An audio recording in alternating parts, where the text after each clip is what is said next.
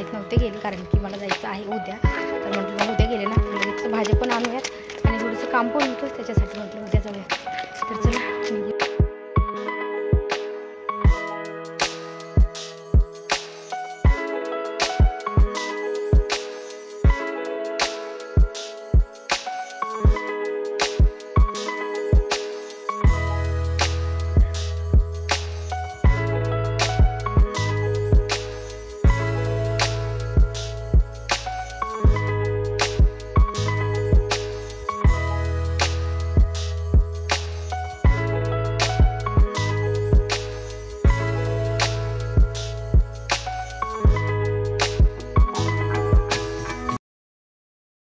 Hello नमस्कार. तर तुमचं सगळ्यांचं एकदा आपल्या एका नवीन ब्लॉग्समध्ये मी सीमा खूप सारं स्वागत करते. तर आता मी आले ते रील्स काढायला टेरेसवरती, बघू शकता. आत्ता रील्स वगैरे काढलेले आहेत आणि मेन म्हणजे ना जायचं मार्केटमध्ये, म्हणजे थोडंसं साहित्य आणायचं होतं, खूप जास्त नाही. आणि रुद्रांशला आज वडापाव खायचा होता, तर त्यासाठी म्हणलं आता पटकन आवरलं आहे. स्वयंपाक पण आज आवरला आहे मी लवकर, कारण की रोज मला उशीर होतो. तर आज मी 5 वाजता सगळं आवरले. आता रील्स वगैरे काढल्यात, तर आता जाऊयात मार्केटमध्ये. तर चला आता निघायचं आहे. तुम्ही जर चॅनलवरती नवीन असाल तर चॅनलला नक्की सबस्क्राईब करा. त्या साईडला बेल आयकॉन आहे ते पण क्लिक करा, जेणेकरून माझ्या प्रत्येक नवीन व्हिडिओचं नोटिफिकेशन सगळ्यात आधी तुम्हाला भेटेल. आणि ना काय भाजी केली ती पण आपण पालकाची भाजी मी हटून केलेली आहे, थोडीशी वेगळ्या पद्धतीमध्ये. तर आपण ह्याच व्हिडिओमध्ये कंटिन्यू करणार आहोत. तर नक्की चॅनलला सबस्क्राईब करा. तर चला निघूया.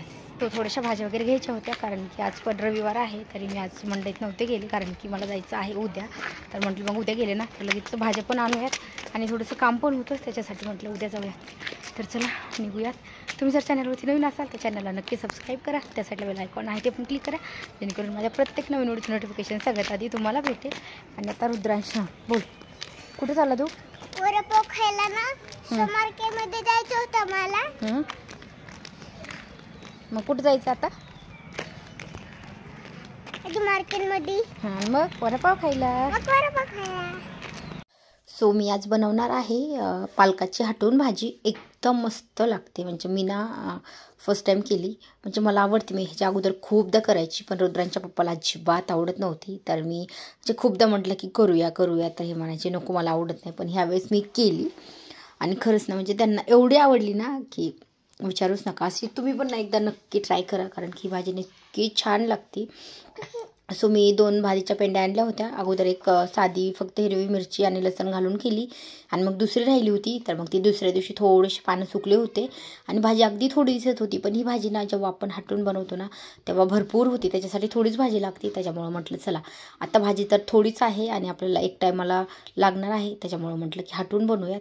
तर त्याच्यासाठी घेतल्या होत्या मी हिरव्या मिरच्या थोड्याशा जास्त घेतल्या होत्या, कारण की पालेभाजी बनवायची म्हटलं मिरच्या थोड्याशा जास्त लागत आहेत. आणि ह्या मिरच्या जास्त तिखट नव्हत्या, त्यामुळे थोड्या जास्त घेतल्या. वाटल्यास तर हिरव्या मिरच्या आणि लसणीना मिक्सरला लावली तरी पण चालतं, पण मी थोडंसं कंटाळ्यासाठी म्हटलं की आपण असेच टाकूयात. मिक्सरला लावून तर ह्याच्यापेक्षा छान लागते. सो मग हिरव्या मिरच्या मी बारीक कट करून घेतल्या. आणि आत्ता घ्यायचं आहे आपल्याला लसण, ते पण 7-8 पाकळ्या घेतलेल्या आहेत. थोडंसं अजून ह्याच्यापेक्षा जास्त वापरला तरी पण छान लागतात, पण मी एवढं लसण घेते. तो बारीक फक्त आपल्याला ठेचून घ्यायचा आहे, थोडासा दाबून घेतला मी आणि नंतर मग एकदम बारीक बारीक तुकडे केले. सो आता आपल्याला ह्याला घालायचं आहे फोडणी. खूप जास्त साहित्य पण नाही लागत आहे. सो सगळ्यात अगोदर काय करायचं आहे, मी अगोदर तेल टाकलं कढईमध्ये थोडंसं, आणि आपल्याला फोडणी वेगळी घालायची. पण आता आपल्याला ही भाजी आहे ना ही थोडीशी शिजवून घ्यायची. तर त्याच्यासाठी बिना तेलाची पण आपण परतली तर पण त्याला शिजायला थोडासा वेळ लागतो. तेलामध्ये एकदम छान परतली ना तर त्याला शिजायला जास्त वेळ लागत नाही, म्हणून मी अगदी अर्धा पळी तेल घातलं आणि मग नंतर ती भाजी घातली. त्याच्यामध्ये आपल्याला लगेच मीठ टाकायचं, म्हणजे मीठ टाकलं की भाजी शिजायला जास्त वेळ नाही लागत आहे. हळद वगैरे नाही टाकायची, कारण की ती आपल्याला टाकायची आहे फोडणीमध्ये त्याच्यासाठी.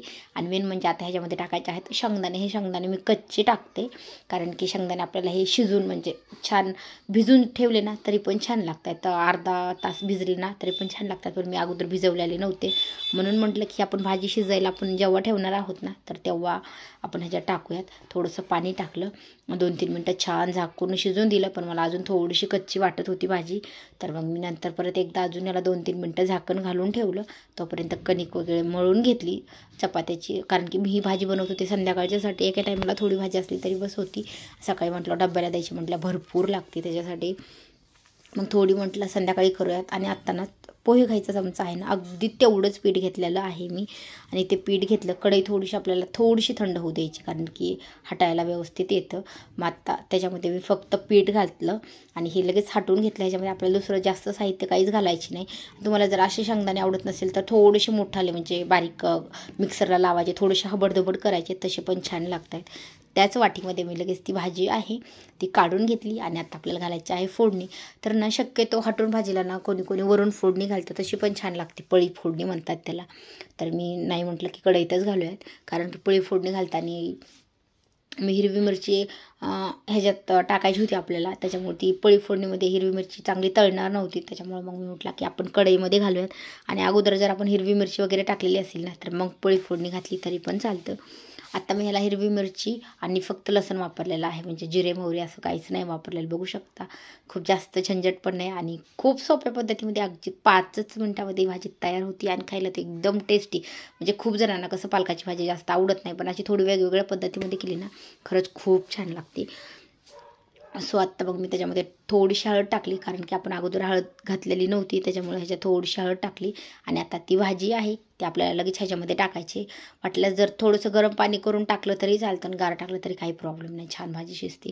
तर अजून मी थोडंसं पाणी टाकलं आणि ह्याला ना मी अजून 1-2 मिनटं छान शिजून देणार आहे, कारण की शेंगदाणे आहेत ना, पूर्ण आपल्याला वल्ले शेंगदाणे कसे असतात तसे लागले पाहिजे. त्याच्यामुळे मी अजून थोडंसं पाणी टाकलं, कारण की पीठ शिजायला थोडासा वेळ लागतो आणि आमची तर थोडं पण कच्चं राहिलेलं अजिबात आवडत नाही. त्यामुळं मी अजून थोडंसं एक्स्ट्रा पाणी टाकलं आणि अजून ह्याला ना 3-4 मिनटं छान शिजवून दिलं.